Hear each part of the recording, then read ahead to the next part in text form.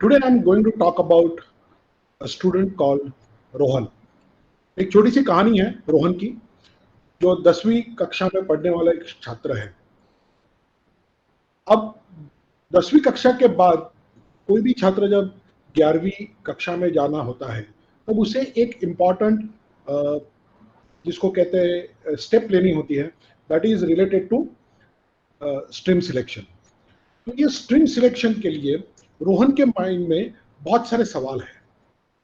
वैसे देखने जाओ तो रोहन के पास 3 ऑप्शन है। एक है साइंस स्ट्रीम, कॉमर्स स्ट्रीम या आर्ट स्ट्रीम। अब साइंस स्ट्रीम के बारे में वो सोच रहा है, उसे लग रहा है कि साइंस स्ट्रीम में एक अच्छा करियर मिलेगा, आगे जाकर उसकी इनकम भी बहुत अच्छी हो सकती है। और साइंस स्ट्रीम कहीं ना कहीं पर उसे लगता है कि एक प्रेस्टिजियस स्ट्रीम है। दूसरी तरफ उसके कई सारे दोस्त उसे कॉमर्स स्ट्रीम लेने के लिए मोटिवेट कर रहे हैं, उसको इन्फ्लुएंस कर रहे हैं, क्योंकि सभी स्टूडेंट्स को ये लगता है, उसके जो दोस्त हैं उनको लगता है कि कॉमर्स स्ट्रीम लेने से आप एक बिजनेस में जा सकते हो, एक सक्सेसफुल बिजनेसमैन बन सकते हो, इसलिए वो कॉमर्स स्ट्रीम लेना चाहते हैं।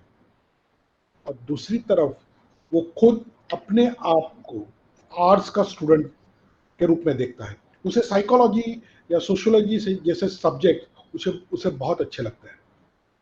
तो उसके दिमाग में कई सारे सवाल हैं स्ट्रीम सिलेक्शन को लेकर। वो ये डिसाइड नहीं कर पाता है कि सही में कौन सी स्ट्रीम उसे चूज करनी चाहिए, स्ट्रीम सिलेक्शन कैसे किया जा सकता है, स्ट्रीम सिलेक्शन का इम्पैक्ट उसके करियर पर क्या हो सकता है। ये सभी सवाल रोहन के दिमाग में चल रहे हैं। वास्तविक रूप में देखने जाए तो हाल ही में 10th की एग्जाम हुई है, सेंट्रल बोर्ड या स्टेट बोर्ड की एग्जाम्स हुई है। कई सारे स्टूडेंट्स के दिमाग में ये सवाल चल रहे हैं, कई सारे पेरेंट्स के दिमाग में भी स्ट्रीम सिलेक्शन को लेकर कई सारे सवाल हैं। तो अगर देखने जाए तो हमारे इर्द गिर्द कई सारे रोहन हैं। तो ये सभी रोहन जो भी है, जिनको स्ट्रीम सिलेक्शन के बारे में कंफ्यूजन है, उनके लिए आज हमारे साथ बातचीत करने के लिए है डॉक्टर आशुतोष पाठक, जो श्री और श्रीमती पीके कोटावाला आर्ट्स कॉलेज में प्रोफेसर के तौर पर काम कर रहे हैं। और आज हम उनसे ये सीखेंगे, ये समझने की कोशिश करेंगे कि स्ट्रीम सिलेक्शन होता क्या है और ये स्ट्रीम सिलेक्शन क्यों इम्पॉर्टेंट है, क्या उसका कोई प्रभाव हमारे करियर पर है या नहीं, और अगर है तो किस तरह से वो हमारे करियर को इन्फ्लुएंस कर सकता है या करता है। और संवाद एक ऐसा प्लेटफॉर्म है जिसके ऊपर कई सारे छात्र, पालक और शिक्षक यानी स्टूडेंट, टीचर्स और पेरेंट्स, ये सभी के लिए बनाया हुआ ये प्लेटफॉर्म है, जिस प्लेटफॉर्म पर उनके माइंड में जितने भी सवाल है, उन सभी सवालों का, उनके दिमाग में जितने भी सवाल है, उन सवालों का जवाब ढूंढने की हम कोशिश करते हैं।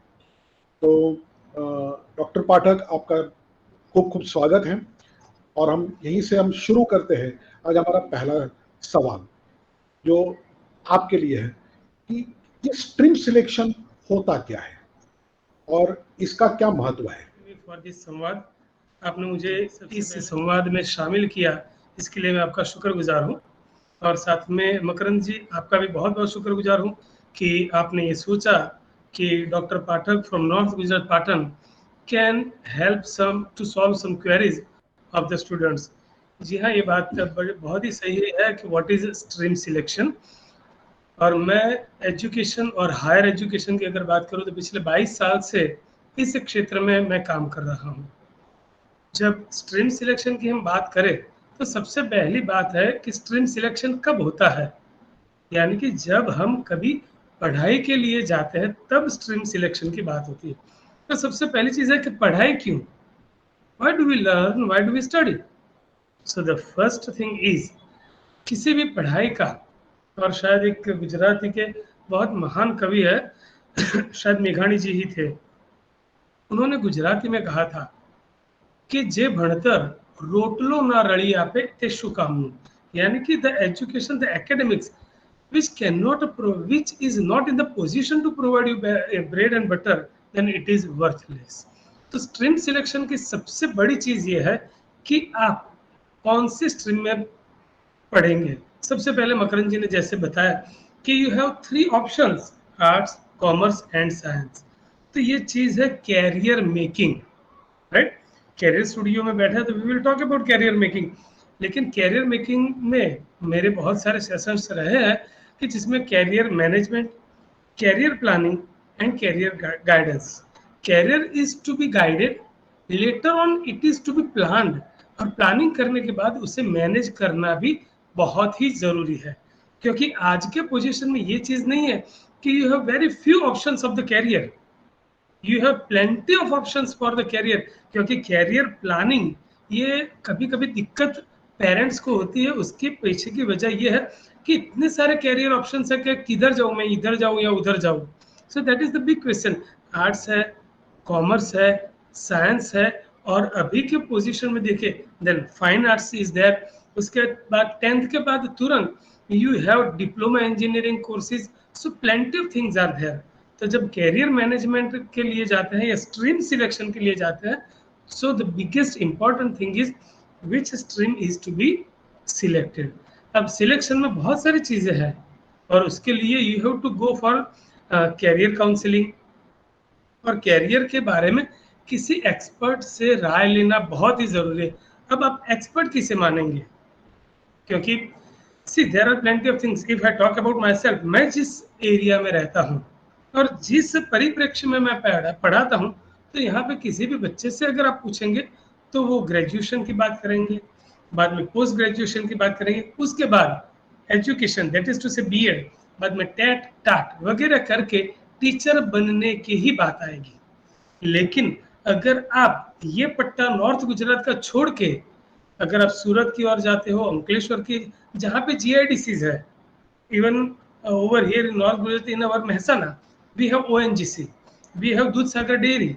तो यहाँ पे भी टेक्निकल कोर्सेज जिन्होंने किए हैं, ऐसे मतलब आईटीआई किया हो या डिप्लोमा इंजीनियरिंग किया हो, इन सभी को अच्छे अच्छे कैरियर ऑप्शंस वहाँ पे अवेलेबल है। तो स्ट्रीम सिलेक्शन में सबसे पहली बात है the aptitude of the student, मतलब जो बच्चा विद्यार्थी तालीमार्थी है उसका एप्टीट्यूड क्या है, उसका रुझान किस तरफ है।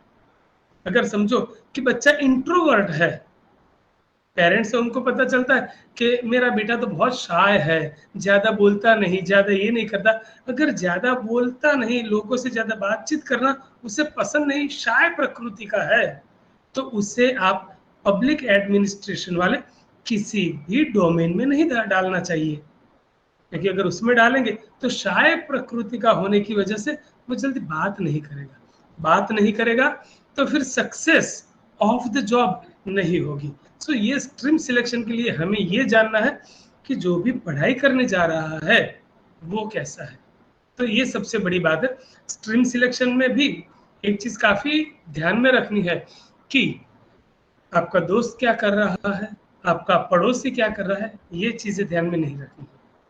आपको क्या अच्छा लगता है, आपके लिए क्या अच्छा है, वो ध्यान में रख के आगे बढ़ना है। स्ट्रीम सिलेक्शन में जो चीजें अच्छी लगती है, बहुत बार ये भी होता है कि जो चीजें अच्छी लगती है तो in the market all those things may not be even employable. तो अब क्या करें, तो हमारा रुझान मार्केट में employability, the requirement of the market, ये सब चीजें ध्यान में रख के you have to go ahead for your stream selection. मेरे पास बहुत सारे ऐसे उदाहरण है कि माता पिता चाहते थे, पेरेंट्स चाहते थे कि उनका बच्चा साइंस ही करे, साइंस ही करना चाहिए, क्यों नहीं करेगा। बहुत सारे ऐसे मेरे साथ में और मेरे सीनियर दोस्त लोग भी ऐसे हैं जिनके माता पिता ने साइंस की जो जिद पकड़ी और बेटे को साइंस ही करवाया, तो उसकी वजह से बहुत ही उम्र के बहुत लंबे अरसे तक ही वॉज नॉट एम्प्लॉयड। उन्हीं के साथ और एक हमारा दोस्त था जो पढ़ रहा था, तो साइंस में उसे पता चल गया 10th साइंस के मार्क से कि यहाँ क्या होगा। साइंस छोड़ के उन्होंने तुरंत आर्ट्स किया, BA with English, MA with English, ये सब कर दिया during this those time, that is I am talking about 97-98, 1998 की बात है। तब अंग्रेजी विषय में प्राध्यापकों की बहुत किल्लत थी। जनाब ने एमए विथ इंग्लिश 59% से पास किया। 4 कॉलेजेस के मैनेजमेंट उनके दरवाजे पे खड़े थे कि जनाब आप हमारे यहाँ जॉब करने आइए। That was the requirement of the market. On the same, the fellow and his family members very quickly recognised the time कि भी बेटा साइंस में नहीं कुछ कर पाएगा, क्योंकि 10वीं के मार्क्स बता रहे he is not able to carry out the thing. So अब क्या होगा? तो देखा कि what is the requirement of the market. बहुत सारी कॉलेजेस ऐसी है कि जिसमें इंग्लिश के प्राध्यापक नहीं है, तो अब क्या करें? गुड, चलो ये opportunity is better, MA with English करवा दिया। उसके बाद इन 2001, 2009, 10 आगे जाते जाते एमए, दैट इज टू से पोस्ट ग्रेजुएशन, उसके बाद पीएचडी, नेट, सेट वगैरह क्वालिफिकेशंस प्राध्यापक बनने के लिए लगी। तो ये चीजें होती है और उसमें आप ये सिलेक्ट ऐसे कर सकते हैं। और मेरा मतलब बहुत सारी जगह पे ये कहना भी कि जिन्होंने MA with English first class किया है तो वो इंजीनियरिंग कॉलेजेस में कम्युनिकेशन स्किल बढ़ा सकते हैं, आर्ट्स कॉलेज में, साइंस कॉलेज में, कॉमर्स कॉलेज में, बिजनेस एडमिनिस्ट्रेशन की कॉलेज में और नर्सिंग काउंसिल, मेडिकल में, हर एक जगह पे किसी न किसी तरीके से communication skill, organisational behaviour, organisational communication, ये सब आता ही है। तो ये आपको सोचना चाहिए। उसके साथ में बहुत सारी चीजें ऐसी है कि क्या क्या करें, because job stream and what you need is sustainable job. Stream selection में हमने सोचा कि चलिए भाई इसी कर लेते, इलेक्ट्रॉनिक्स एंड कम्युनिकेशन, बराबर सस्टेनेबल जॉब होना चाहिए। मैं आपको बहुत ही अच्छे से एक उदाहरण देता हूँ। इन 2001 और 2000 साल से 2002 तक एक गैजेट आया था, दैट वाज पेजर। और पेजर मतलब उस जमाने में लोग लगा के घूमते थे और उस पर मैसेजेस आते थे और उसके मुताबिक घर पे जवाब देते थे। विद इन 2 और 3 इयर्स पेजर मार्केट में से गायब हो गए। अगर आपने पेजर रिलेटेड जॉब डेवलप किया होता तो 2 ही साल में वो जॉब खत्म हो गया। इन 96, 97 STD, PCO, fax, photocopier, generally लोग कहते हैं कि जेरोक्स की दुकान, लेकिन xerox is a name of a company, that's a branding, brand name. तो फोटोकॉपियर की काफी दुकानें थी, आज वो भी नहीं है। सो आने वाले वक्त में आपको ये सब फिजिबिलिटीज, प्रोबेबिलिटीज ये देख के स्ट्रीम सिलेक्शन करना है। यस मकरंद जी। लेकिन आशुतोष जी, एक सवाल ये भी आता है कि स्ट्रीम सिलेक्शन करे तो कैसे करें, और स्ट्रीम सिलेक्शन के लिए हमें किसकी एडवाइस लेनी चाहिए, या स्ट्रीम सिलेक्शन की प्रोसेस क्या है? क्योंकि कई सारे लोगों को तो ये भी पता नहीं है कि आने वाले समय में इंडस्ट्री में क्या बदलाव होगा, आने वाले समय में किस तरह की जॉब्स अवेलेबल होगी, या कौन सी जॉब जो अभी है वो आने वाले समय में फेज आउट होगी, या ऐसे कौन से करियर है जो आने वाले समय में, जिसके बारे में अभी तक हमने सोचा भी नहीं है, लेकिन आने वाले समय में वो नए करियर भी प्रस्तापित हो सकते हैं। तो ये बड़ा कंफ्यूजन वाला मामला है। समझ में नहीं आता है कि स्ट्रीम सिलेक्शन के लिए हमें क्या करना चाहिए। क्या हमें हमारे टीचर्स या प्रोफेसर से बात करनी चाहिए, क्या हमें इंडस्ट्री के लोगों से बात करनी चाहिए, क्या हमें गूगल पर चेक करना चाहिए, दोस्तों से बात करनी चाहिए, रिलेटिव से, क्या किससे बात करें जो हमें साइंटिफिकली स्ट्रीम सिलेक्शन के लिए गाइड कर सके? इसके लिए what you need, your teachers, your professors, of course they are expert, but एक वक्त आने के बाद बहुत सारे टीचर्स और प्रोफेसर्स ऐसे हैं कि वो एक सरहद में बंध जाते हैं। अगर ये टीचर्स, ये professors continuously if they are keeping themselves upgraded, तो उनसे आपको अच्छी हिदायतें मिलेगी, अच्छी एडवाइजेस मिलेगी। लेकिन जो कैरियर गाइडेंस और स्ट्रीम सिलेक्शन के लिए आपको जाना है, तो अब व्हाट आई फील इज, जैसे आपका कैरियर स्टूडियो है, तो at the maximum I think कि जो प्रोफेशनल कैरियर गाइडेंस के जो भी एजेंसीज है उनके साथ आपको कनेक्ट करना है और उनके साथ रहकर उनकी एडवाइजेज लेनी है। आपने कहा गूगल, यहाँ पे बात ये आती है कि गूगल गुरु, गूगल को भी अभी बहुत सारे लोगों ने गुरु बना दिया है, लेकिन चीज ये है गूगल गुरु इज देयर, लेकिन गूगल और ये सभी सर्च इंजिन्स कहीं ना कहीं आर्टिफिशियल इंटेलिजेंस पे डिपेंड करते हैं।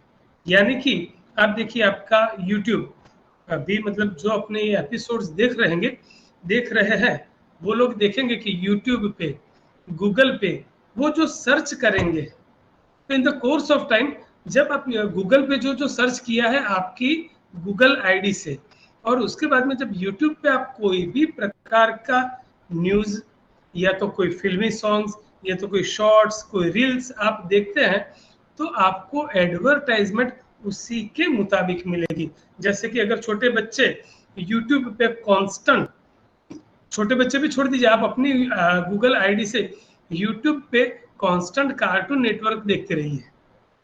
So in that what you will find, YouTube will reflect the advertisement of Bonvita, YouTube will reflect some advertises of other cartoon networks। तो ये उसका आर्टिफिशियल इंटेलिजेंस है।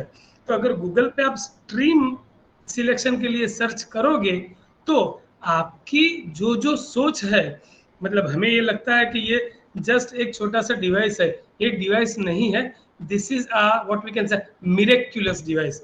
आप जो जो करते हो उसे सब सिंक्रोनाइज करके किसी ना किसी सर्वर पे सेंड किया जाता है। And what is this? This is your data. What is this?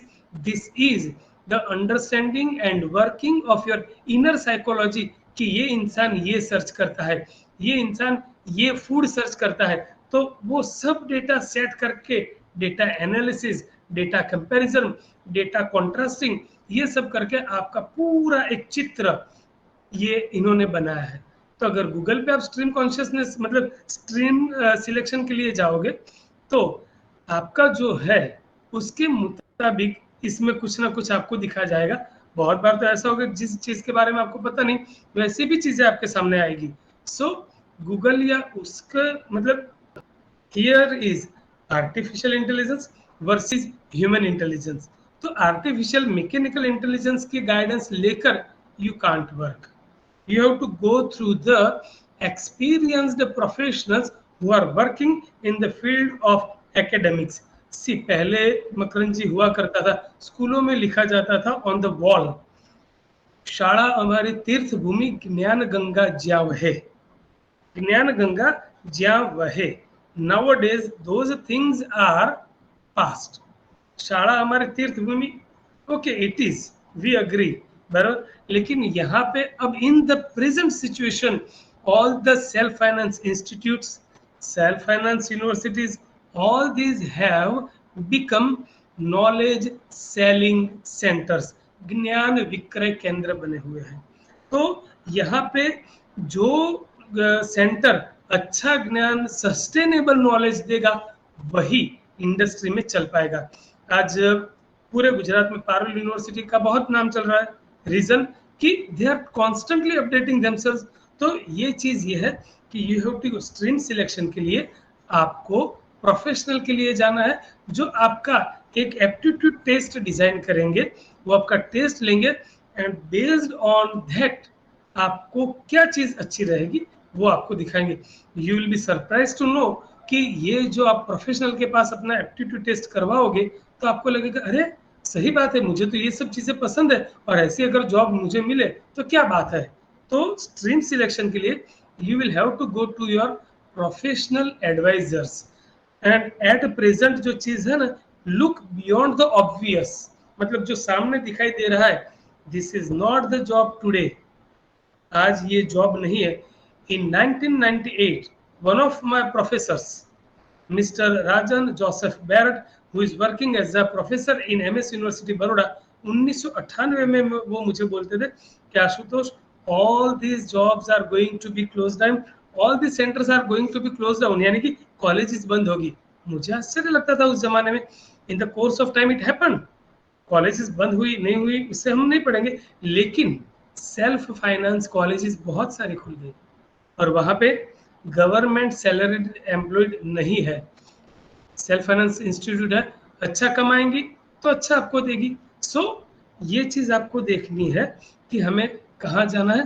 तो प्रोफेशनल एडवाइस जो आपको अच्छे से देता है आपको उससे बात करनी है। In the course of time see आप आगे बढ़ेंगे, मतलब ये स्ट्रीम सिलेक्शन और अभी ये जो कैरियर स्टूडियो के जरिए हमारी ये बात हो रही, you go to UGC, you will find Swayam platform, right? इतने सारे ऑनलाइन एजुकेशन के प्लेटफॉर्म, स्वयं पे आप एनरोल कीजिए, क्रेडिट अर्न कीजिए, इन the course of time UGC की तरफ से आपको डिग्री मिलेगी।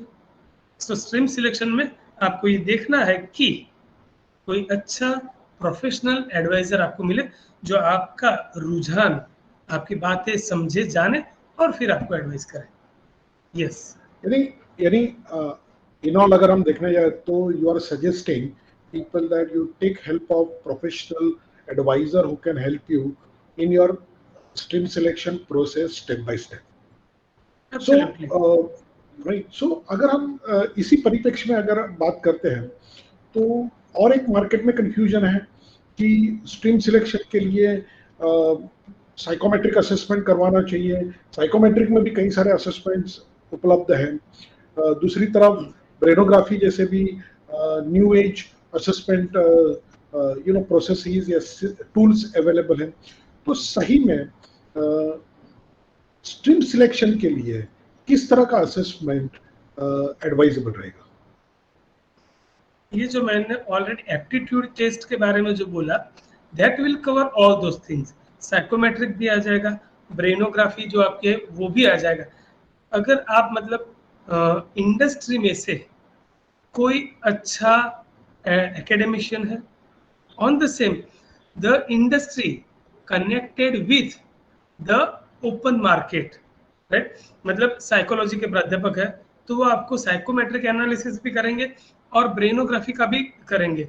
उसके साथ साथ मतलब जो भी you will have to consult several doctors also, वो भी आपका मतलब क्वेश्चन आंसर के जरिए आपका जो भी अंडरस्टैंडिंग है वो खुद समझेंगे और आपको बताएंगे कि आपको क्या करना चाहिए। सो एप्टीट्यूड टेस्ट जो है उसमें ये सभी बातें आ जाएगी, साइकोमेट्रिक भी आ जाएगा, ब्रेनोग्राफी भी आ जाएगी, and based on that you will go ahead. और मैं तो ये कहूँगा कि जैसे कि कैरियर स्टूडियो है तो आप मतलब अपने वहाँ ऐसे प्रोफेसर ऑफ साइकोलॉजी, प्रोफेसर और आइदर डॉक्टर्स, साइकियाट्री डॉक्टर्स, ऐसे कुछ कुछ लोगों को on the same some of the persons from the industry, industry के कुछ लोग और some of the persons from the academy, ऐसे मिला के एक पूरा बोर्ड बना है। They will be able to guide the students how to go further. तो एप्टीट्यूड टेस्ट में ये सब आ जाएगा। तो और एक इम्पॉर्टेंट बात इसमें से ये भी निकल कर आती है कि अगर स्ट्रीम सिलेक्शन इतना ही इम्पॉर्टेंट है, नहीं, तो उसका यानी होता क्या है कि ज़्यादातर स्टूडेंट हो या पेरेंट्स हो, उनको इसकी जिसको कहते हैं इम्पैक्ट कितना होगा, यानी स्ट्रीम सिलेक्शन कितना इम्पोर्टेंट है और उसका करियर के साथ क्या संबंध है, उसका करियर के ऊपर कितना इम्पैक्ट होगा, ये कभी कभी जानने में उनको वो असमर्थ भी होते हैं। तो क्या आप ये बता सकते हो कि स्ट्रीम सिलेक्शन का सही में करियर के ऊपर क्या इम्पैक्ट आता है? पहले जो भी पेरेंट्स थे, that was a stereotype mode, 10 plus 2 plus 3 plus PG plus BEd निपट गया। At present you have to fabricate, you have to what we can say carve your career। अब आपके कैरियर की कार्विंग करनी जरूरी है। पहले पेरेंट्स मतलब पहले कैरियर अपॉर्चुनिटीज भी इतनी ज्यादा नहीं थी। At present we have plenty of career opportunities. Fibre optics आ रहा है, अभी आ ही गया है, राइट? मतलब 4G 5G और ये सब लेते लेते नेट बेस्ड बहुत सारी चीजें हो रही। मैं मतलब मेरे बहुत सारे, ये आपने जो क्वेश्चन पूछा था कि जॉब आने वाले टाइम में बहुत सारी जॉब, आज जॉब लगती है वो सारी जॉब्स हवा हो जाएगी, उड़ जाएगी, गायब हो जाएगी। सो फॉर दैट ये पेरेंट्स है, तो बहुत सारे पेरेंट्स ऐसे, आज के पेरेंट्स अगर मैं बात करूं तो at the maximum see we the nation India agriculture nation है, तो ज्यादातर माता पिता कृषि के साथ संलग्न है, कृषि संलग्न है। तो बहुत सारों को ऐसा है कि पता नहीं कि where the market is going. मैं आपको हमारे एरिया में बताऊं कि हमारे वहाँ डिस्सा जो है वहाँ पोटेटोज काफी प्लेंटी ऑफ क्वांटिटी में बनते हैं, लेकिन आज वहां पे भी artificial intelligence based and technical based farming हो रहा है। तो वो देखते देखते technology in farming, computer in farming, या कंप्यूटर बेस्ड फार्मिंग कैसे हो सकता है? फार्मिंग तो पुलॉक से होता था कि मतलब हम बैलों को खेत में जोतेंगे और वो खेड़ होगी और मतलब ये सब होगा। लेकिन अब कंप्यूटर बेस्ड हो, ये एक रॉड आता है, उसे जमीन में डालते हैं, उसकी humidity, what are the nutrition values, soil card बन जाता है, राइट? तो मतलब फॉर्मरली पेरेंट्स को पता ही नहीं था कि where the world is going. यानी कि आज से 2001 तक शायद बनासकांठा के बहुत से और फार्मर्स को ये पता नहीं था कि एक रॉड डालेंगे और तुरंत सॉइल कार्ड, सॉइल हेल्थ हमें पता चल जाएगी और उस सॉइल में हमें क्या क्या डालना है वो पता चल जाएगा। सो आज चेंज है। तो ये सारी चीजें मतलब स्टूडेंट एग्रीकल्चर में भी ऐसे जा सकता है, क्योंकि it is also an totally innovative place. So पहले पेरेंट्स को ये था कि स्ट्रीम अवेयरनेस, चलिए मतलब पढ़ना है तो पढ़ लेते, stream awareness does not make any effect on the career, पहले ऐसे लगता था। मैंने मतलब when I was a graduate student, मैंने देखा है कि यूनिवर्सिटी में मेरा आना जाना बहुत रहता है, तो मैंने देखा कि बहुत सारे स्टूडेंट ऐसे सॉरी क्लार्क ऐसे है कि जो पढ़े कुछ और थे और अभी फाइलों में नोटेशन कुछ और कर रहे हैं। मतलब throughout the whole graduation वो लोग how to make the files और फाइलिंग प्रोसेस पढ़े भी नहीं है, लेकिन वो करना पड़ रहा है। तो चीज ये है कि ये जो स्ट्रीम सिलेक्शन है वो career opportunities and success of the career उस पर बहुत बड़ा प्रभाव डालता है ही। तभी आज इतने सारे मतलब आज हम जो ये चर्चा कर रहे हैं वो उसी के ही इम्पैक्ट है कि लोग कहीं पे आज सोच रहे हैं कि स्ट्रीम सिलेक्शन का कैरियर पे कहीं ना कहीं असर होगा ही। मैंने जो बोला कि आपको बहुत सारी चीजें सोचनी है कि आने वाले, अगर मैं ये पढ़ रहा हूँ तो आने वाले वक्त में ये जॉब अवेलेबल होगी। मैं आपको सिविल इंजीनियरिंग का अभी का एक वेरी फ्रेश एग्जांपल देता हूँ। मकान बनते हैं, दुकान बनती है, बड़े बड़े कॉम्प्लेक्सेस बनते हैं, राइट? मतलब वहां पे काम कौन करता है? मेसन। मैं आपको अगर समझो कि पूछता हूँ मकरन जी कि अगर 2000 स्क्वायर फीट का एक बिल्डिंग बनाना है तो उसमें तकरीबन कितने लोग शायद काम करेंगे? मैसोन और मतलब कारपेंटर, ये फैब्रिकेशन वाला, ये सब ले ले तो कितने लोग काम करेंगे तकरीबन? वैसे अंदाजा लगाना थोड़ा सा मुश्किल है। फिर भी अगर 2000 स्क्वायर फीट का कोई मकान बनाना है तो कम से कम 8 से 10 प्रोफाइल के लोग उसके ऊपर काम करते हैं। तो अभी आप YouTube में जाइएगा इस लेक्चर के बाद and just type 3D post office in Bengaluru. सिर्फ 5 इंसान, L&T का ये प्रोजेक्ट है, सिर्फ 5 इंसान रोबोट पे नजर रखे हुए हैं और वो रोबोट दीवारें बना रहा है, विंडोज बना रहा है और दरवाजे भी रोबोट से ही पूरा प्रोग्रामिंग हुआ है और सीमेंटिंग, ये ईंटें बिछाना, ये सब काम रोबोट कर रहा है। यानी कि क्या हुआ, जो कड़िया काम करते थे मेसन्स का काम खत्म हो गया उस 2000 स्क्वायर फुट के कंस्ट्रक्शन में। इन द कोर्स ऑफ टाइम ये सब चीजें होने वाली है। तो जब हम करियर की बात करते हैं तो करियर के अंदर 2 चीजें उभर कर आती है। एक, आपका करियर मींस आपके पास एम्प्लॉयबल करियर होना चाहिए और दूसरा आप खुद एम्प्लॉयबल होने चाहिए उस पर्टिकुलर करियर के लिए। यानी employability in career and employability of a person both are very important. तो इस जगह पर यहाँ पर स्ट्रीम सिलेक्शन का कितना महत्व आ जाता है? See, employability of a person and employable career.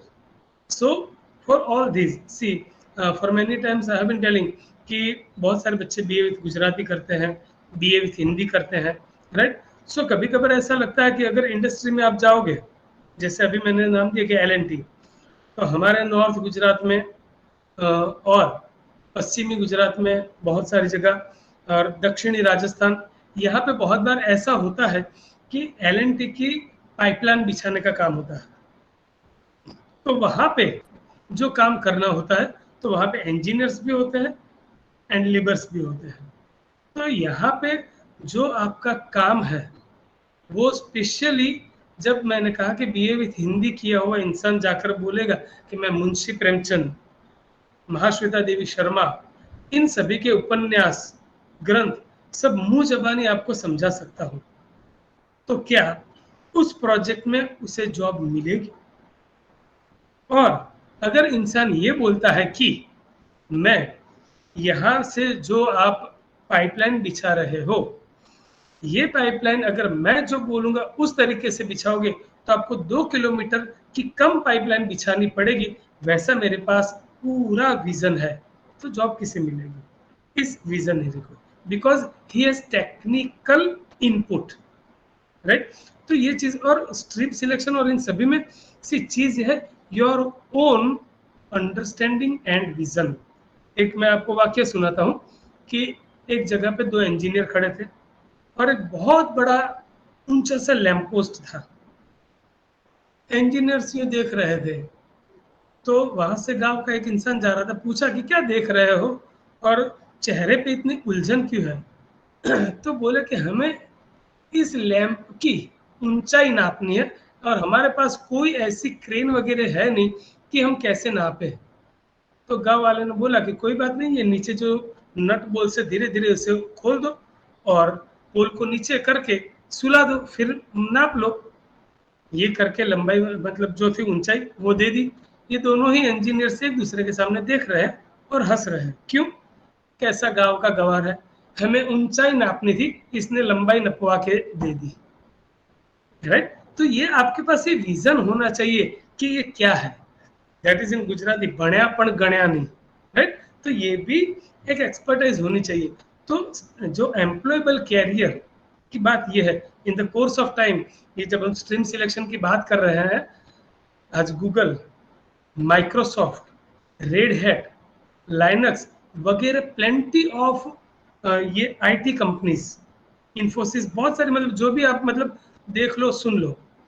तो आज के ज़माने में जब प्लेसमेंट, कैंपस प्लेसमेंट होता है, तो श्योर ये आपका जो मतलब ब्राइट एकेडमिक कैरियर वो तो देखेंगे ही, इट इज़ ओके, वो देखेंगे, लेकिन उसके साथ में आपको एक केस देंगे और अगर आप वो सॉल्व कर पाते हो तभी आपको जॉब मिलेगी। यानी कि ये क्या है, आर यू एम्प्लॉयबल और नॉट। आज आपको टीचर की जॉब में लेने के लिए टेट, टाट, आपको प्राध्यापक की जॉब में लेने के लिए नेशनल एलिजिबिलिटी टेस्ट, बाद में मेडिकल के लिए भी एंड एप्टीट्यूड टेस्ट, इतने सारे टेस्ट आ गए। क्यों? क्योंकि कहीं ना कहीं ये पता है कि आपने कैसे पास आउट किया है। कहीं पे आपके माता पिता की इन्फ्लुएंस हो सकता है, कहीं पे आपके पास माइक्रो जॉयरोक्स का सदुपयोग करने की स्किल हो सकती है। तो ये सब एम्प्लॉय, मतलब जो आपको जॉब देने वाला है वो एम्प्लॉयर जानता है कि ये कैसे जॉब ली होगी, इसीलिए एप्टीट्यूड टेस्ट, इंटरव्यूज ये सब होते हैं। So employability largely depends on your stream selection. तो नेचुरल है कि इसी पे आधारित आर यू एम्प्लॉयबल और not. In many of the cases I am telling you कि बहुत सारी बार ऐसा हुआ है कि the system is producing unemployable educated youth. So where are we going to wish, कहाँ जाना है? हम क्या वही बनना चाहते हैं कि हम एजुकेटेड है but we are not employable? आपकी जो भी प्रोफाइल है, प्रोफाइल हाथ में लेकर क्या ये जो भी एम्प्लॉयर ये बोलेगा sorry you are not qualified for this, right? So these are the things. So ये स्ट्रीम कॉन्शियसनेस और stream selection is much more necessary. बिल्कुल सही बात है। स्ट्रीम सिलेक्शन एक बहुत ही महत्वपूर्ण पड़ाव होता है। इस पड़ाव पर आपको मंथन की ज़रूरत रहेगी, बहुत सारा मंथन चाहिए आपको। जो हमारी एजुकेशन सिस्टम है, वो education system is a generic by nature, but if you really want to make it more personalised and goal oriented या goal based for you, then you certainly have to opt a path which can help you to take the right decision when it comes to the stream selection.